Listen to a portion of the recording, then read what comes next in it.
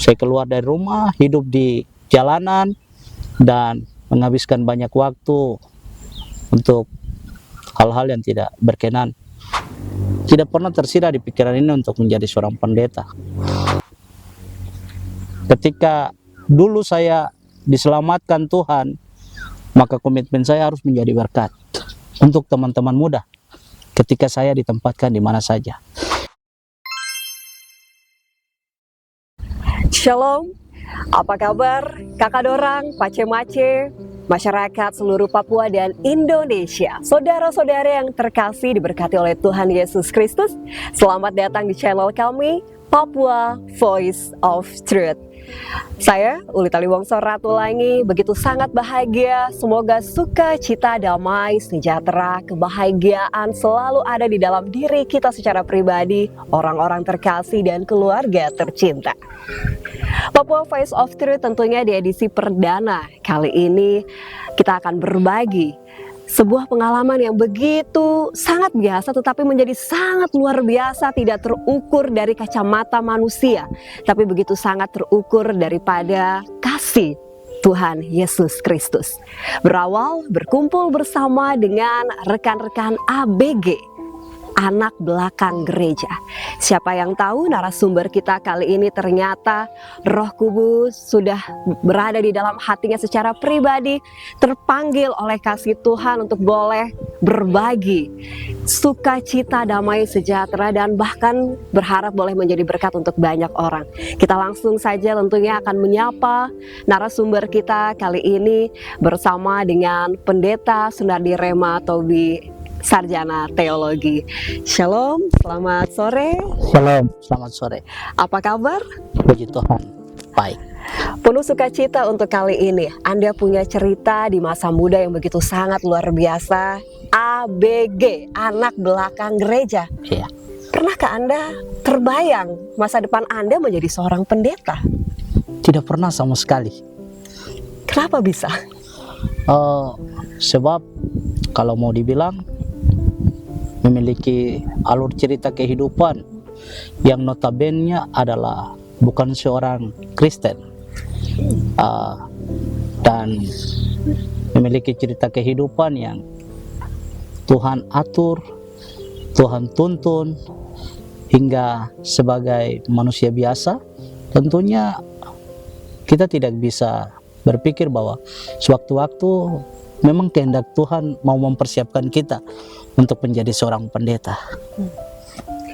Iya, saudara terkasih Tuhan Yesus Kristus dan juga kakak dorang, ini menjadi satu pembahasan begitu sangat menarik. Latar belakang Muslim sebelumnya, bukan seorang Kristen ya, belum mendapatkan nubuat Roh Kudus, dan tidak pernah terbayangkan seorang pendeta Sunardi Rema Tobi saat ini boleh mengabdi yang kurang lebih sudah 2 tahun sampai 3 tahun. Bisa dikatakan ini pelosok Kabupaten Jayapura. Iya. Tidak sembarang hamba Tuhan, pelayan Tuhan berani mengabdikan dirinya, bahkan meninggalkan keluarga mereka untuk menjadi pintu berkat banyak orang. Pasti banyak tantangan, suka dan duka. Boleh Anda ceritakan dari kapan Anda di sini dan bagaimana dukungan istri, keluarga lainnya? Ketika saya berada di jemaat GKI Ebenezer Kuansu, Classes Camp to Grace, itu berawal dari ketika DSK-kan oleh Classes, dan ini sebenarnya merupakan jemaat yang kedua. Sebelumnya jemaat pertama masih sama-sama di Classes Camp to Grace, itu di jemaat GKI Gloria AMB. Itu saya ada di situ sekitar tahun 2019, tepatnya tanggal 28 November 2019, dan ditempatkan dengan nota tugas, belum sebagai pegawai organik gereja.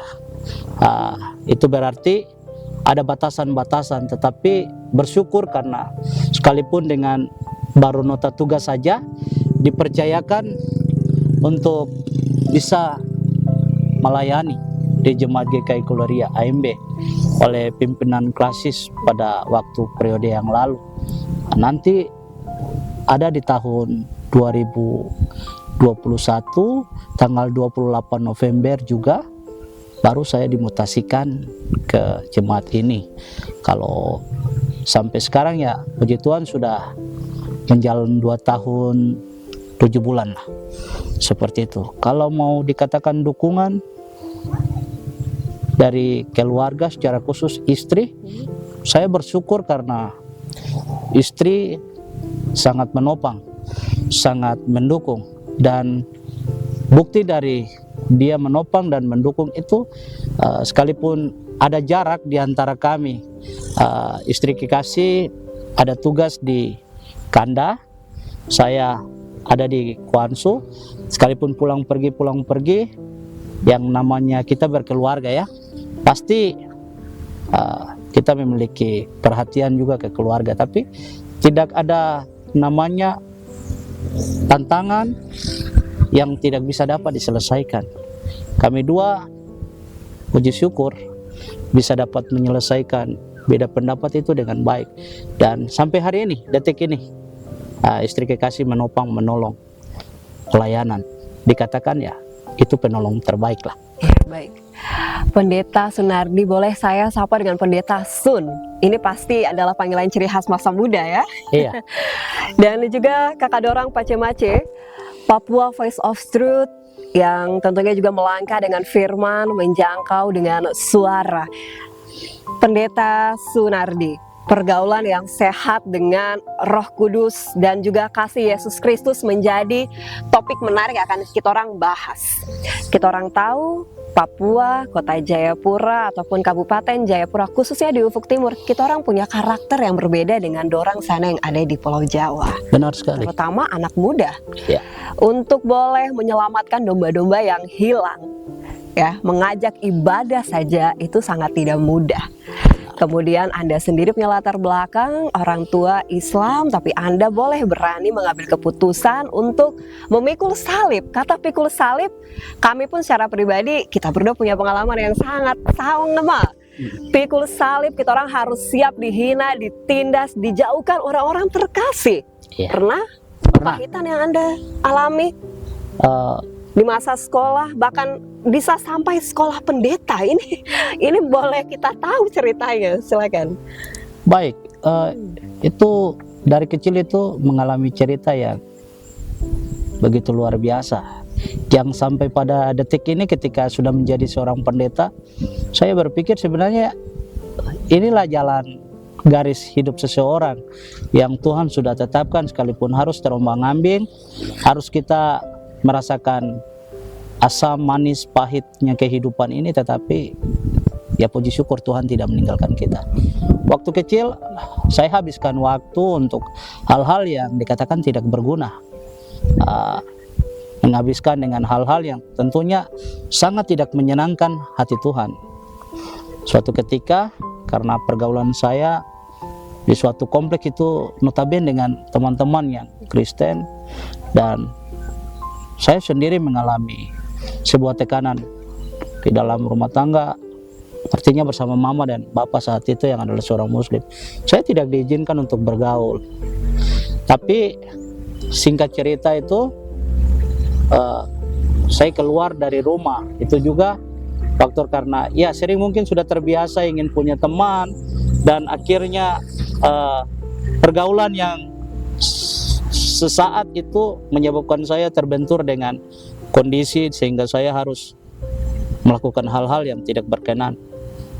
Saya keluar dari rumah, hidup di jalanan, dan menghabiskan banyak waktu untuk hal-hal yang tidak berkenan.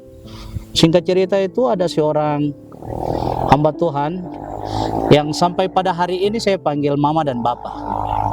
Dialah yang mengambil saya, membentuk saya, dan tidak terlintas seperti yang tadi boleh katakan bahwa tidak pernah tersirat di pikiran ini untuk menjadi seorang pendeta. Tapi pahit, manis, asam asin kehidupan ini Tuhan izinkan, dan kelak sampai pada hari ini itu saya mengucap syukur ketika sudah menjadi pendeta. Komitmen saya komitmen saya ketika dulu saya diselamatkan Tuhan, maka komitmen saya harus menjadi berkat untuk teman-teman muda ketika saya ditempatkan di mana saja. Sehingga tadi ada pertanyaan, ada statement ya, bukan pertanyaan, untuk mengajak teman-teman muda ibadah saja itu tidak gampang. Ya memang benar, karena setiap orang punya karakter, punya cara kehidupan, sehingga saya tidak memaksakan dia harus ikut saya, tapi saya ikut dia baru bisa, seperti itu. Dan yang lebih menarik lagi, Kakak Dorang, ABG, anak belakang gereja, dengan berbagai macam kepahitan dalam kehidupan mereka, dan Anda bisa sampai sekarang ini masih fight, bahkan silaturahmi juga masih bagus dengan teman-teman lain. Dan juga saudara terkasih, secara singkat pun Pendeta Sun menceritakan bahwa latar belakang mereka dari yang anak-anak broken home, menggunakan narkoba, alkohol, bahkan mungkin seks bebas. Tapi ini boleh disebutkan ya, gerejanya di GKI Paulus Dok 5. Iya. Ya. Nah, ini pengaruh-pengaruh circle pertemanan ABG, anak belakang gereja, dan juga pengaruh Roh Kudus di dalam hidup Anda sendiri yang akhirnya terbentuk menjadi karakter yang baru saat ini, Pendeta Sunardi. Saya pribadi begitu sangat menarik dan penuh kepo ya. Anak sekarang bilang kepo banget. Iya, betul bagaimana? sekali. Jadi ABG, anak belakang gereja, itu kumpulan dari anak-anak muda yang ada di tiap-tiap rayon atau week. Saya sendiri bersama dengan beberapa teman-teman pemuda, ada saudara-saudara di situ dari Alpha Omega, terus ada dari week Emmanuel, dari Bukit Zaitun, terus masih ingat sekali ada Shalom, terus ada week Angkasa, Kalvari Angkasa. Kami itu memiliki latar belakang yang sangat berbeda-beda dengan karakter kita masing-masing.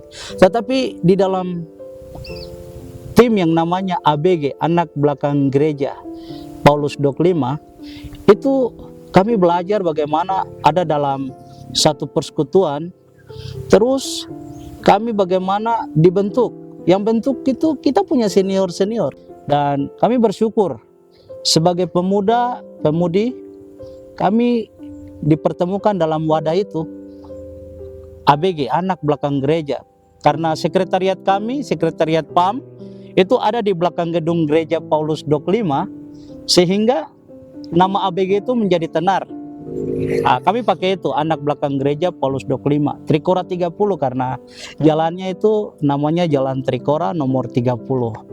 Seperti itu. Dan iya, kami semua bersyukur, dan tentunya kalau teman-teman yang dulu ada pada tim ini ABG, kalau melihat channel ini, pasti mereka akan mengakui bahwa ketong dulu itu penuh dengan kisah yang baik, yang buruk. Tapi puji Tuhan, saya berani katakan bahwa kita semua hari ini berhasil. Dikatakan Tuhan memberkati kita semua. Amin. Tidak ada yang mustahil. Kehidupan kita tidak sia-sia. Itu seringkali bahasa itu terucap ketika ada postingan di Facebook, ketika kami menampilkan foto-foto kenangan dulu, pelayanan dulu, terus oh puji Tuhan, ada yang posting ternyata kita semua berhasil. Seperti itu.